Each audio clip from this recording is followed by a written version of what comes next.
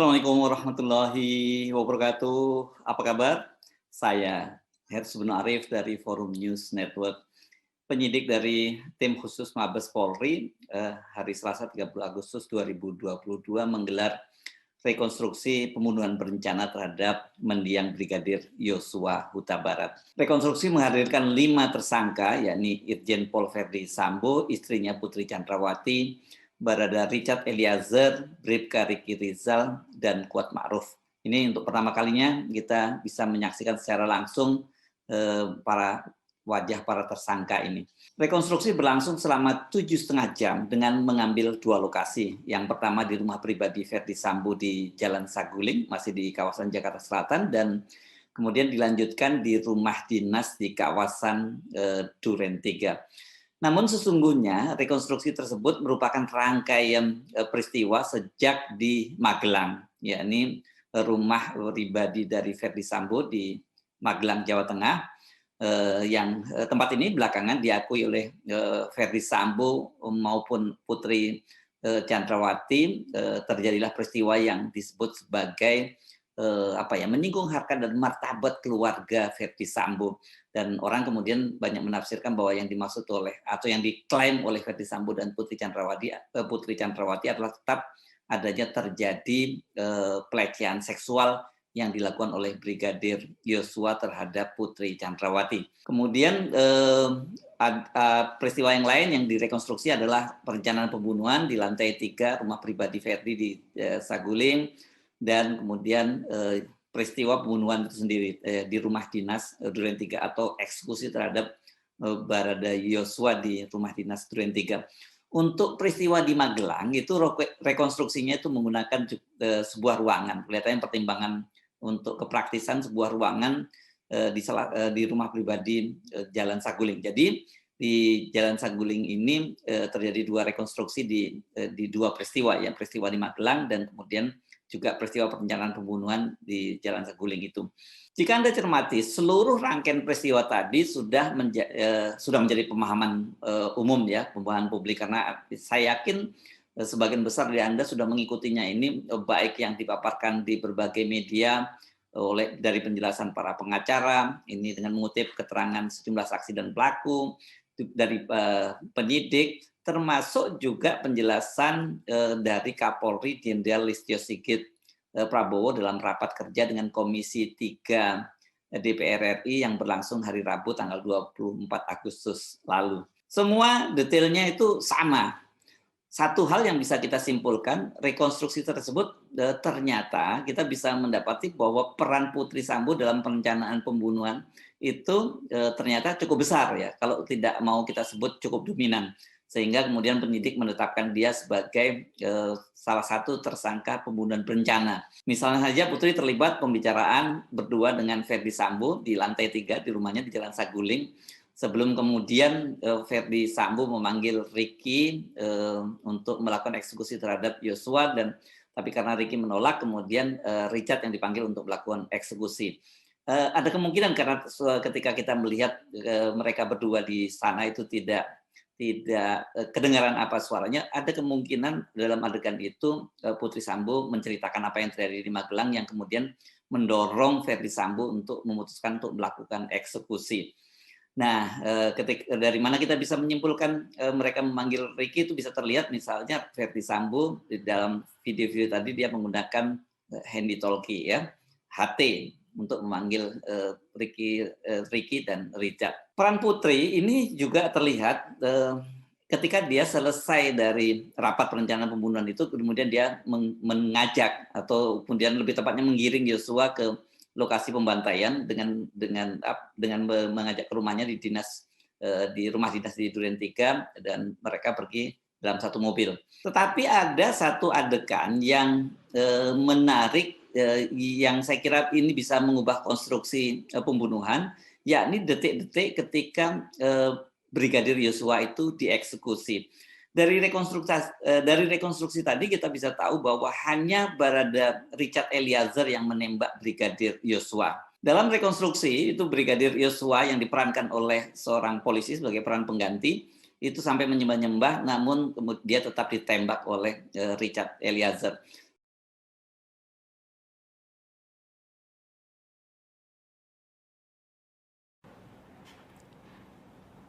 Iya, ini kita lihat Barada Richard Eliezer sedang memerankan adegan di rekonstruksi di lantai 3 tadi. Kita masih melihat bagaimana proses adegan rekonstruksi, bagaimana Kuat Ma'ruf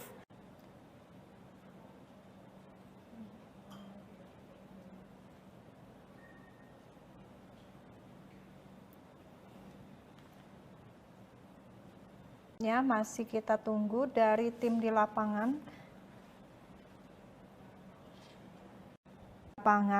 berlanjut pada rekonstruksi di TKP pertama. Sementara kalau kita amati dari rekonstruksi tadi, peran Ferdi Sambo itu selain memerintahkan eksekusi dan menyaksikannya, itu dia hanya kemudian mengambil senjata milik Brigadir Richard dan menembakkannya ke dinding dan ke langit-langit. Ini sebagai alibi atau justifikasi terjadinya tembak-menembak. Tapi kalau Anda tadi perhatikan, memang skenario tembak-menembak ini wajar kalau bolong ya. Seharusnya sejak awal sudah kelihatan bolongnya, karena kalau digambarkan tadinya kan bahwa Richard itu menembak dari lantai 2 dan ketika ditembak balik oleh Brigadir Yosua dia berlindung di tangga. Tapi kita tadi lebih lihat tangganya itu bukan tangga tembok tapi tangga dari kayu atau besi yang jarang-jarang. Jadi memang tidak bisa untuk berlindung gitu. Rekonstruksi tadi itu tentu saja sangat menarik karena sebelumnya itu disebutkan berdasarkan pengakuan dari Barada Richard, dia menembak sebanyak 3 kali, dan setelah itu Ferdi Sambo menembak 2 kali di bagian belakang kepala Yosua untuk memastikan dia tewas gitu. Soal ini juga menjelaskan mengapa berdasarkan hasil otopsi ada tembakan dari belakang dan tembus sampai ke hidung. Soal Ferdi Sambo menembak dari belakang ini sebelumnya juga sempat disampaikan oleh Kapolri Jenderal Listio Sigit Prabowo dalam wawancara khusus dengan majalah Tempo. Dia juga menyampaikan bahwa FS atau Ferdi Sambo ikut menembak. Itu kata Kapolri mengutip pernyataan dari Barada Richard. Keterangan itu disampaikan Barada Richard waktu dia dipanggil menghadap Kapolri, kemudian dia membuat keterangan secara tertulis pada tanggal 5 Agustus. Keterangan dengan tulisan tangan itu dibuat oleh Richard selama 6 jam. Peristiwa inilah yang kemudian mengubah jalannya skenario keseluruhan dan kemudian tim khusus menetapkan Ferdi Sambo itu menjadi tersangka pembunuhan berencana terhadap Barada Richard setelah sebelumnya didahului dengan penetapan dia sebagai pelanggaran kode etik dan kemudian ditahan di tempat khusus. Namun ketika memberikan penjelasan dalam rapat kerja dengan Komisi 3 tanggal 24 Agustus lalu, soal ini tidak muncul dalam penjelasan kronologi yang disampaikan oleh Kapolri Jenderal Listio Sigit Prabowo. Yang bersangkutan saat itu menyampaikan perubahan terkait dengan pengakuan sebelumnya. Saat itu, Saudara Richard menyampaikan bahwa melihat almarhum Joshua terkapar, bersimbah darah, Saudara FS berdiri di depan dan memegang senjata lalu diserahkan pada Saudara Richard. Saat itu, tim sus melapor kepada saya dan saya minta untuk menghadapkan Saudara Richard secara langsung. Kita tanyakan kenapa yang bersangkutan merubah. Ternyata pada saat itu Saudara Richard mendapatkan janji dari Saudara FS akan membantu melakukan atau memberikan SP3 terhadap kasus yang terjadi. Namun ternyata faktanya Richard tetap menjadi tersangka. Sehingga kemudian atas dasar tersebut Richard menyampaikan akan mengatakan atau memberikan keterangan secara jujur dan terbuka.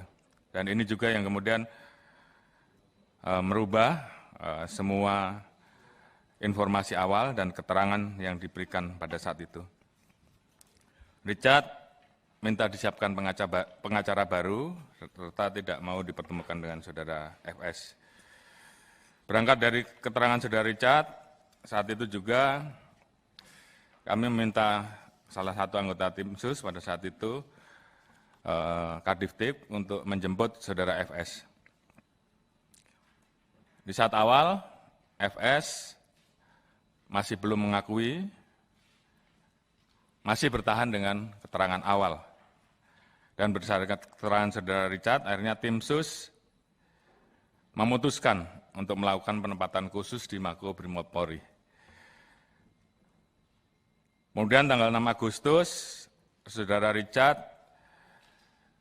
menyampaikan ingin membuat dan menjelaskan peristiwa yang terjadi secara lebih terang benderang.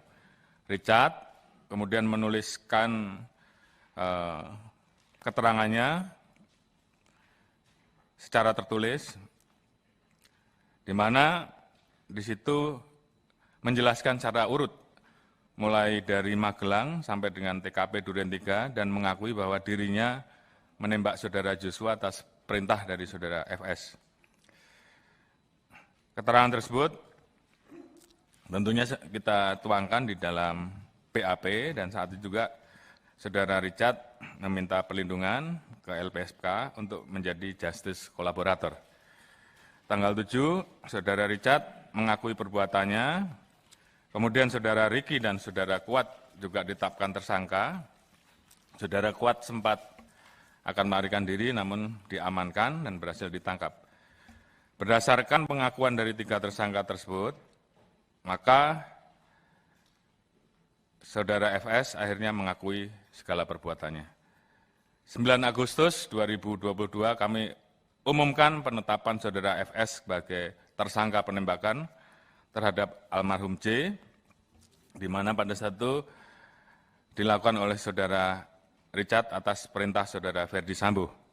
Kemudian saudara FS membuat skenario dan merekayasa seolah-olah terjadi peristiwa tembak-menembak antara Brigadir J dengan Brigadir Richard.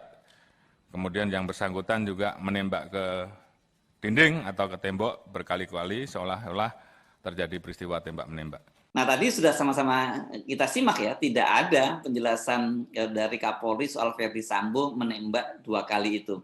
Soal ini juga ternyata tidak muncul seperti yang saya sebut tadi dalam rekonstruksi. Jadi ini konsisten ya. Apa itu artinya? Untuk sementara kita dapat simpulkan bahwa hanya Barada Richard Eliezer yang jadi eksekutor, sementara peran Ferdi Sambo hanya menjadi aktor intelektual yang merencanakan dan memerintahkan eksekusi. Ini jadi pertanyaan buat kita. Apakah konstruksi fakta terbaru tadi yang dihasilkan dari rekonstruksi tadi akan membuat Richard itu dihukum lebih berat karena dia adalah satu-satunya eksekutor, dan kemudian Ferdi Sambo dihukum lebih ringan? Nah, ini saya kira menjadi pertanyaan yang sangat menarik.